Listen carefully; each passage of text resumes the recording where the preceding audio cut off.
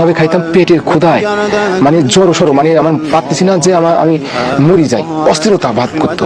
তখন কি করতাম, ওই নানি এই বাড়ি থেকে সিম, ও বাড়ি থেকে আনাজ, ও বাড়ি থেকে ধুমা, ও বাড়ি থেকে করলা আনি বাড়িতে রাখতো, রান্নার সময় দিতাম না, আমি লিয়া খাইতাম।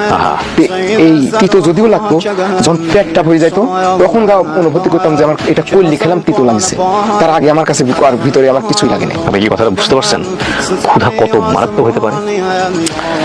আমার এই নানি যখন ওই সেই স্বাদ ভাই, সেই স্বাদ। এই লোকটাকে হয়তো সবাই চিনেন, ওনার নাম হচ্ছে মনিরুল ইসলাম। কালকে আর জে কিবরিয়ার ইউটিউব চ্যানেলে একটা ভিডিও দেখলাম ওনার সাক্ষাৎকার।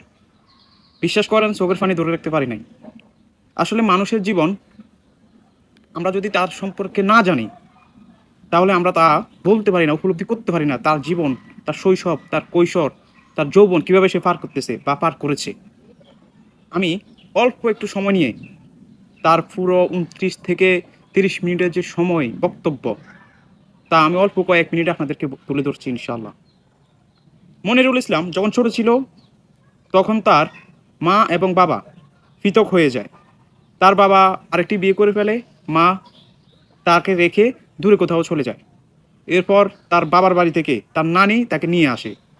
আনার পর সে যখন নানুর কাছে বড় হতে থাকে, মানে একদম যখন ছোট ছিল 1-2 মাস, তখন নিয়ে আসে নানি। তখন নানু মানুষ করে স্কুলে ভর্তি করায় তাকে মাত্র 10 টাকার জন্য। তার পড়াশোনা বন্ধ হয়ে যায়। ক্লাস যখন 2, তখন তার পড়ালেখা বন্ধ হয়ে যায়। এক সময় তার বাড়ির পাশের একজন গৃহস্থ, তার বাসায় গৃহস্থ যারা বিঘা বিঘা জমি আছে, যাদের গরু আছে, হ্যাঁ, এগুলা তারা তাকে নিয়ে যায় যে আমরা তোমাকে খাওয়াবো, পড়ালেখা করাবো, সব কিছু করাবো। কিন্তু তারাও তার সাথে বেইমানি করে। একটা সময়ের পর তার পড়ালেখা সেখানেও হয় না। তারা বছরে তাকে 2টা কাপড় দিত। সকালবেলায় সে গরু নিয়ে মাঠে চলে যেত, সন্ধ্যাবেলায় আসতো যখন সে ছোটো, 4-5 বছর 6 বছর যখন তার। এরপর সেখান থেকে নানু আবার নিয়ে আসে তাকে। আনার পর সে মারা যায়, নানু মারা যায়। নানু মারা যাওয়ার পরে সে কী করবে, অসহায়। এরপর আবার তার যে কোনো একটা খালু বা ফুফার বাড়িতে সে থাকে। এক সময় তাকে 4-5 বছর থাকার পরে তাকে একটা গাড়ি চালানো শেখায়, ট্রাক আর কি, আমরা যেটা বলি ট্রাক চালানো শেখায়। সে একসময় ট্রাক চালাইতো।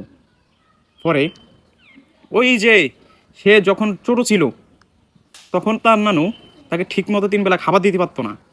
সে কী করতো, ক্ষুধার যন্ত্রণায়, যখন তার পেটে অনেক ক্ষুধা থাকতো তখন সে এই যে কাঁচা সবজিগুলো খায়, আপনারা হয়তো তার ভিডিও দেখেন, লেবু খেয়ে ফেলে, করলা খেয়ে ফেলে, যে তিতা তিতা জিনিস খেয়ে ফেলে বা যে কোনো কিছু সে খেয়ে ফেলে, তখন সে এগুলো কাঁচা কাঁচা খেয়ে ফেলতো ক্ষুধার টানে।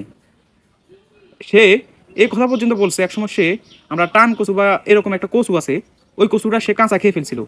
তারপর তার এই গলা থেকে পেট পর্যন্ত সব কিছু ছিঁড়ে যায় আর কি। তার 10 থেকে 15 দিন সে খাবার খাইতে পারে নাই।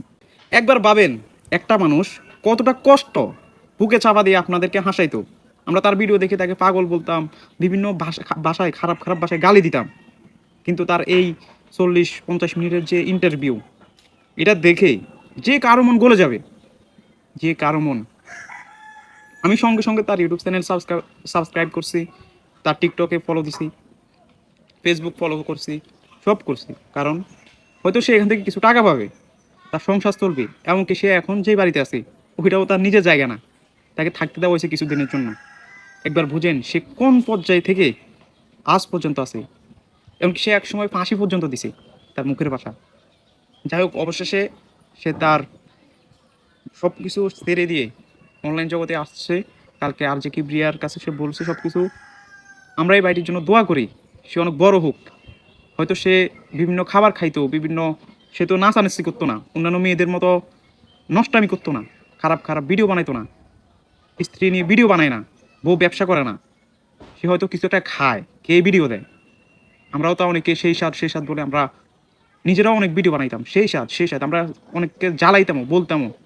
কিন্তু তার এই হাসি মুখখানা, এই সেই স্বাদের পিছনে কত বড় একটা গল্প লুকিয়েছিল আমরা কেউ জানতাম না।